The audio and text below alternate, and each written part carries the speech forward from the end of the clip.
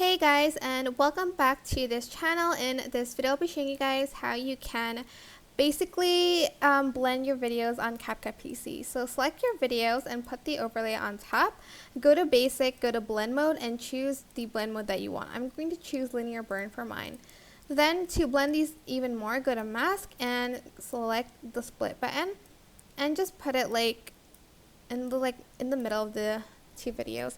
If you want her to be on top still, on top of the overlay, just copy and paste it on top of the overlay.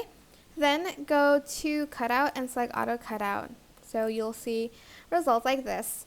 And that is basically it. I hope this tutorial was helpful for you guys. Don't forget to like, comment, share, and also subscribe to this channel if you haven't done that already. If you have any questions, just leave it in the comment section down below, and I'll try my best to answer them all for you guys. Thank you so much for watching. Bye!